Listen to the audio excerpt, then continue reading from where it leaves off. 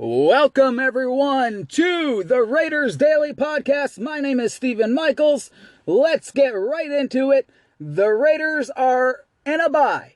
But before we get there, we must talk about the biggest game for the Raiders in a long time as the Raiders travel to London. The so-called revenge of the Khalil Mack game. The Raiders go in to London and play a team that the media is crowning as maybe Super Bowl champions. No talking head in all of those stupid little talk shows were giving the Raiders a chance. Even the Raiders' own press were rooting for Khalil Mack to destroy the Raiders. They had all their little sound bites going. They had all their little headlines going. It wasn't, how many sacks will Mack get? It was, Mack is going to get so many sacks. Mack is going to get his revenge against the Raiders. So what ends up happening? John Gruden, you damn well know, circled this game on the calendar. When the schedule came out and he said, well, the first thing he said was, man, the NFL really screwed us again. But he also said, look at that. Chicago Bears, I know the media's going to be up my ass all week for this game. I better pull out a game plan and destroy this team and make Khalil Mack look like a clown. And it was Gruden versus Mack. Who would win? John Gruden whooped his ass. Mack, 0 sacks. Mack did nothing but lay on the ground as guys like Alec Ingold smashed them up. Trent Brown smashed them up. Colton Miller smashed them up. Even Darren Waller smashed them up. Khalil Mack was not a factor in this game whatsoever. Now, this is the same guy that, if you remember, he told the press he was going to make the Raiders pay. Well, guess what, Khalil Mack? They ain't paying nothing, and they're definitely not paying you a damn dime. And that game in London is the reason why, because John Gruden was right. Khalil Mack is a great player, but you need more than just one player. You cannot overpay just for one guy, and just hope everything else falls in place. Khalil Mack needed to go to a team like Chicago, where they do have talent everywhere. You can't just pay one guy on defense and everyone else suck. You will never get better. It's like the Texans and J.J. Watt. I said this 1,000 times. They paid him millions, but the Texans weren't doing anything. They weren't winning Super Bowls. They were lucky to go 8-8 every year. That's just the way it is. Because they're overpaying one guy, they had no money to do anything else. It was stupid. But the Khalil Mack thing, I've hated this from the start. First of all, I am so happy that the national media, Jay Glazer, who, by the way, I don't know this guy at all. Honest to God, never met the guy, don't know him. Adam Schefter, same thing. Both of these guys publicly came out and said what I've been saying, which I knew happened, and I've been trying to tell the world since the trade happened. But for some reason, the narrative has always been, oh, Gruden just traded him. They didn't have the money, blah, blah, blah. When that was never the case. Khalil Mack did not want to be a Raider. That is facts. Mark Davis offered Khalil Mack a contract that was more than Von Miller's deal. Von Miller has done something in the NFL. He's won a Super Bowl. He's a MVP of a Super Bowl, Von Miller. What has Khalil Mack done? He has done nothing. and he wants more money than Von Miller. The Raiders offered him more money than Von Miller, and he declined. Why? Because he had his agent tell the Raiders Khalil Mack does not want to play for the Raiders, and he wants to be paid elsewhere. Khalil Mack will not show up. If you remember, he was holding out because he wants to play elsewhere and get paid elsewhere. That is the reality. Now, there's a lot of spin trying to make John Gruden look like the bad guy and all of this. But that's just the narrative the media was painting. Khalil Mack's agent, and, of course, his agent has friends that are reporters. They push it all out. But, finally, Sunday morning, Jay Glazer, says exactly what I've been reporting or saying since it happened. Adam Schefter comes on ESPN, says the same exact thing that I just said to you guys. Khalil Mack did not want to play for John Gruden. Khalil Mack did not want to be a Raider. Khalil Mack got offered a big-time contract, and he declined. He wanted to leave. So, going into this game, of course, the narrative was this was going to be Mack's revenge, which does not make sense because the guy didn't want to play there. If anything, this was John Gruden's revenge game, and that's exactly what it was. It was John Gruden's revenge game. Khalil Mack, he should have no agenda. John Gruden, on the other hand, he does. Why? Because this guy said, I don't want to play for you. This guy said, I don't like this organization. That's reality. I don't care what Derek Carr tells you. It's lies, okay? Jay Glazer, Adam Schefter, and I, listen, who are you going to believe? I'm telling you, Khalil Mack never wanted to be a Raider. This was the John Gruden versus the Khalil Mack game, and John Gruden, like I said, out-schemed Khalil Mack. He did whatever he wanted to do to Khalil Mack, thanks to the offensive line who just destroyed the Bears. All these games, when I look at an NFL game, I look at matchups. That's what I do. I don't care about stats.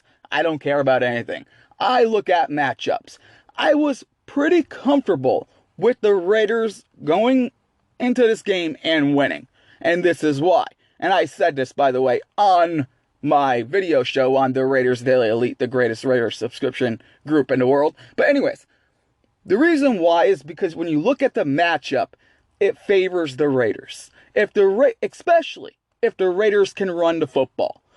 I know from watching the Chicago Bears, first of all, they're terrible in the flat. On defense. They have a good defense, and when they stop the run, they're good. But if you can run off them, it's going to open up the passing game. And guys are always open in the flat, all the time. So I knew the Raiders had that going for them. And this was a perfect game for Derek Carr. Because Derek Carr and Gruden like these quick, short passes. That is what hurts Chicago. When you try to do this spread type offense, that's when Mack is going to kill you. That's when all of these guys are going to kill you. Hakeem Nicks, all of them. Every single guy. They're going to kill you. Raekwon Smith, you name it. They have a lot of good players on that defense. But John Gruden, his scheme is just tailor-made to beat the Chicago Bears. And that's how the Raiders did it. They won in the trenches. They fed it to Josh Jacobs. And the Bears had nothing.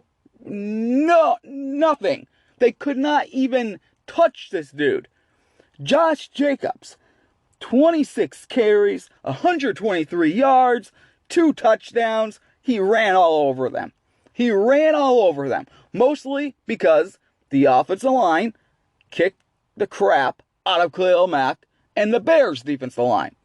Now, this game ended up being 24-21. We know the Raiders scored a late touchdown in the fourth quarter to take the lead, and then the Raiders' defense sealed it.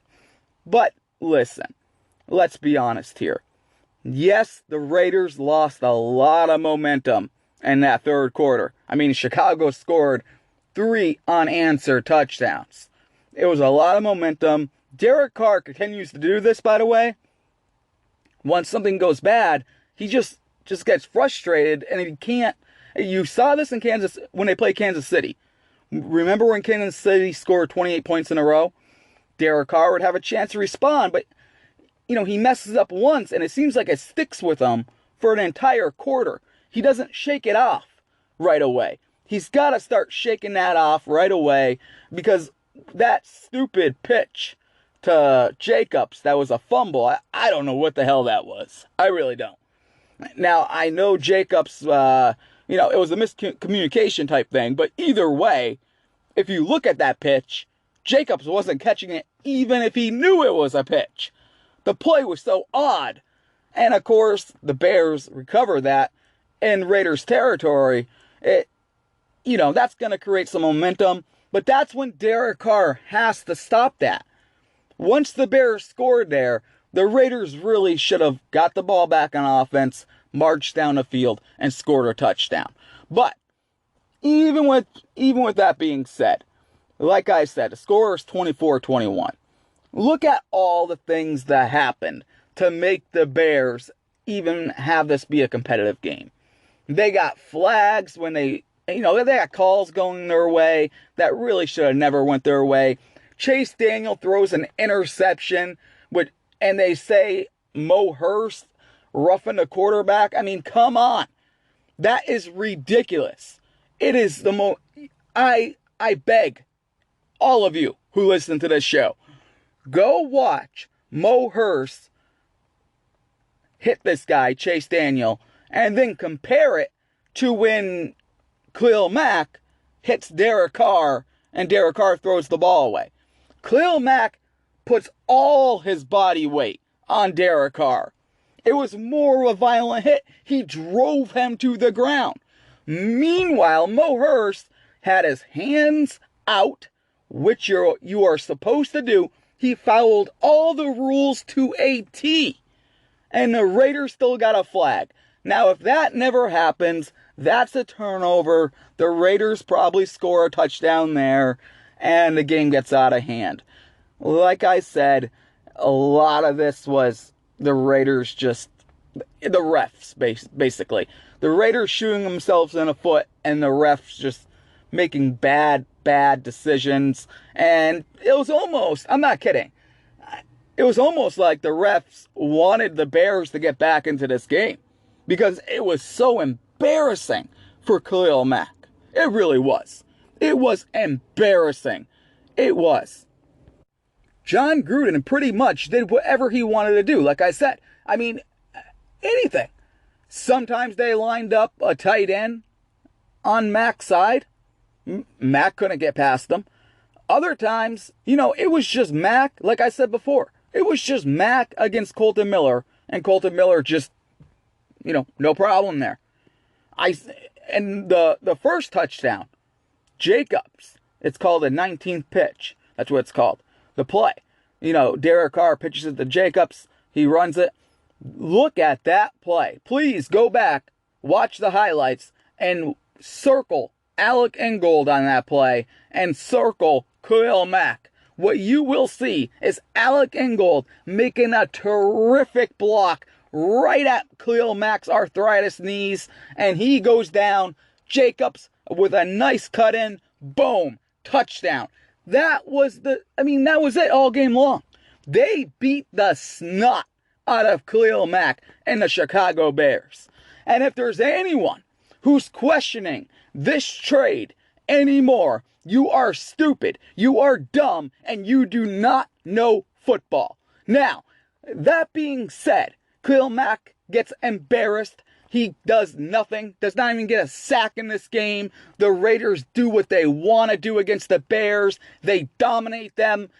I guarantee you, if the roles were reversed here, and Khalil Mack got 4 sacks, a strip fumble, an interception, whatever the case may be, even if Khalil Mack got 1 sack and the Bears win 24-21. I guarantee you, Monday morning on First Take, whatever, I don't know what channel that is. All these shows suck. With Shannon Sharp and his marble mouth and that lizard-looking dude and Chris Carter, all these dummies, scrubs.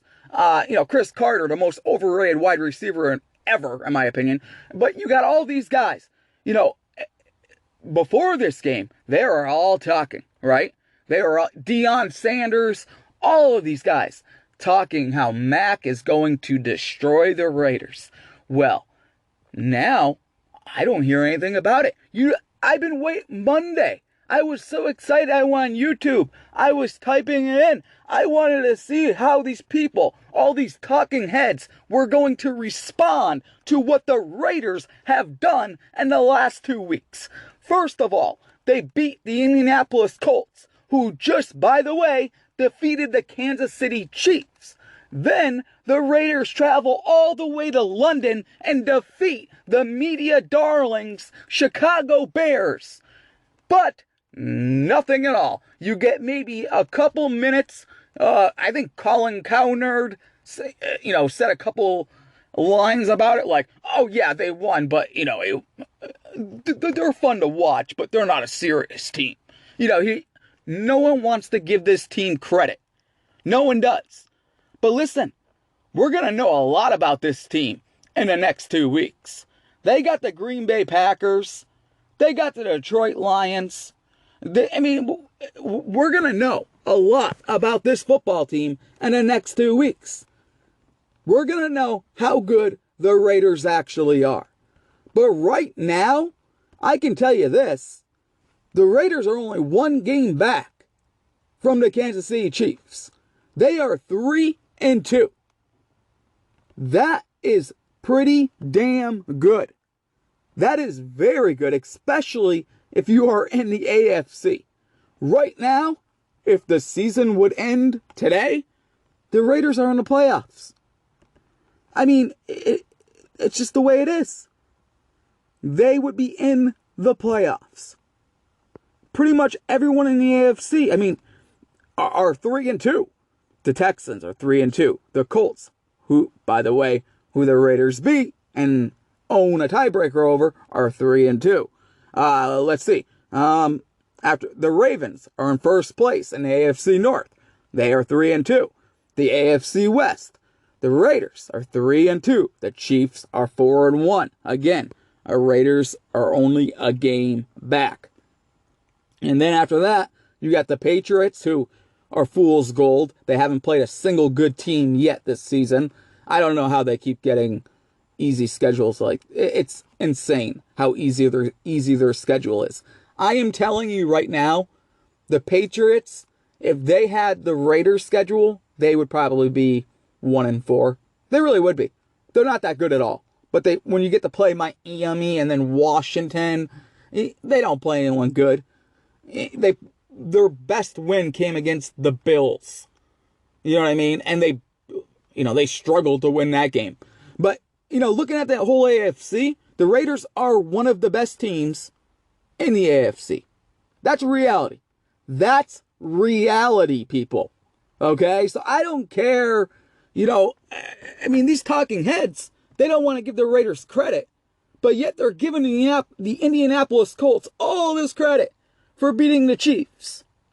But the Raiders went into Indianapolis and defeated the Colts. And then they went to a different country and beat the number 1 defense in the NFL. I think more people need to start looking at the Oakland Raiders. I think more people need to start talking about this team. What they did to Chicago, no team has done that. No team has done that, not only this season, but all of last season. No team has put up that many rushing yards. No team has dominated them that badly at all. Not this year and all of last year. They shut down Khalil Mack. They shut down that defense. The Bears' offense is just terrible. The Raiders have some young players. I mean, this is a very young team, guys. I'm not telling you the Raiders are going to win the Super Bowl, nothing like that. But I'm telling you, this is a very young team that's just going to get better from here. And by the way, I just want to make a correction. It's the Packers, then the Texans, and then the Lions after the bye, obviously. But these next two games are going to tell us everything. You got the Texans, or you got the Packers, who are really good in my opinion. They have a really, really good defense. That's going to tell us a lot. They're going to Lambeau Field to play Aaron Rodgers and the Packers. If the Raiders win that game, if Oakland wins, then I will come on this show, and I will tell you that I have changed my mind. Now, I just said 2 seconds ago, I don't think the Raiders are a Super Bowl caliber team. They're very young. But if they beat the Packers, then I'm going to come on here and I'm going to tell you one thing.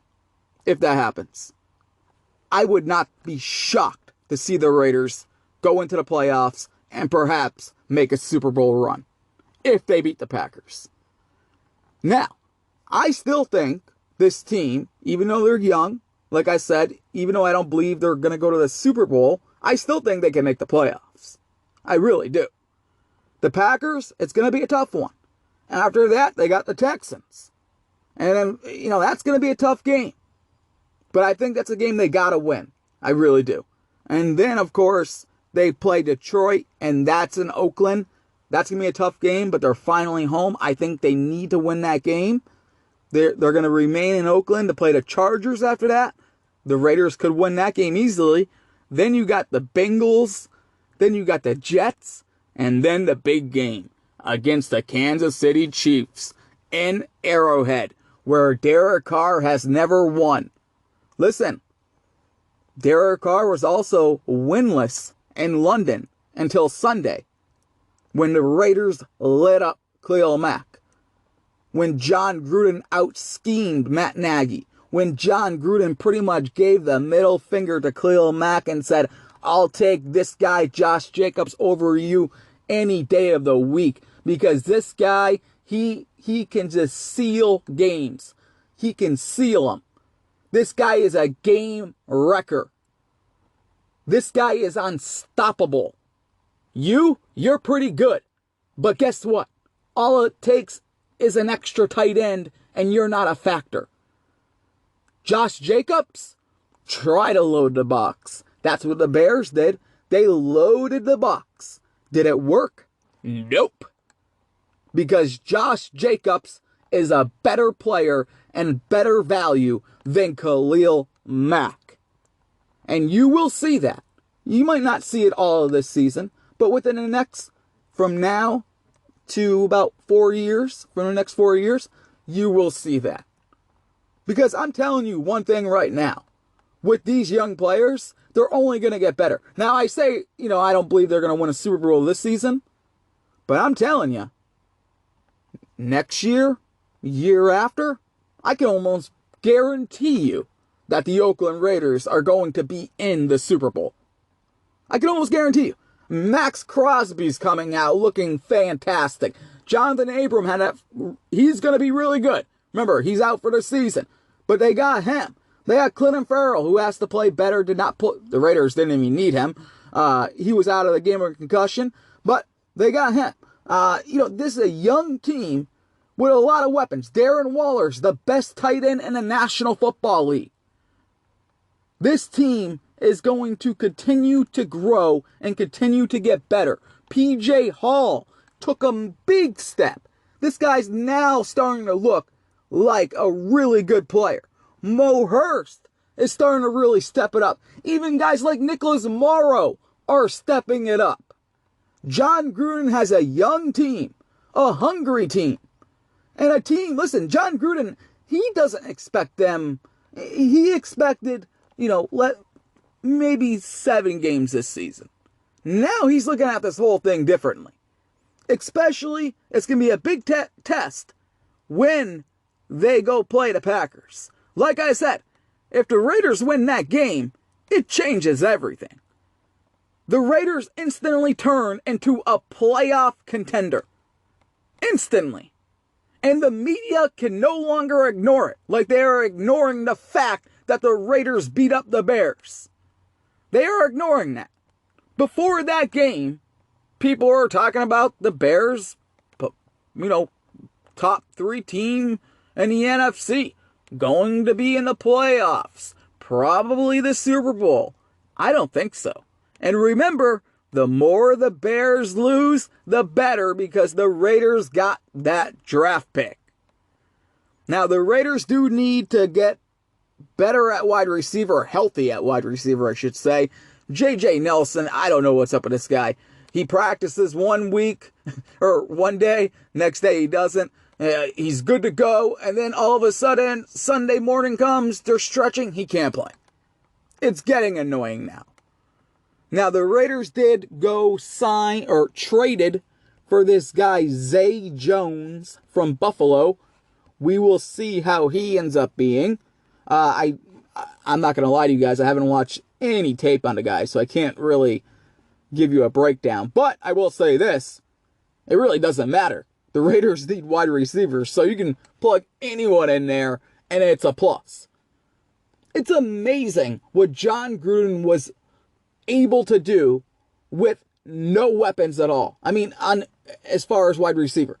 He beat the Bears without their number 1 wide receiver, without J.J. Nelson. I mean, it's incredible.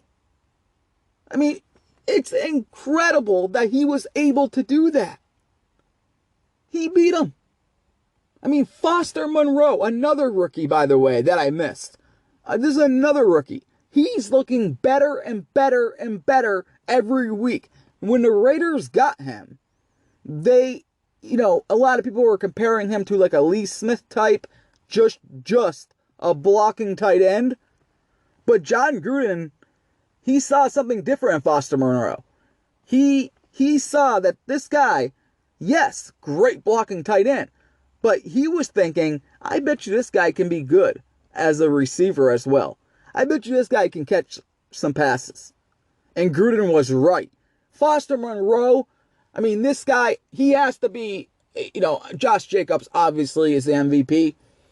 Foster Monroe has to at least get a nod.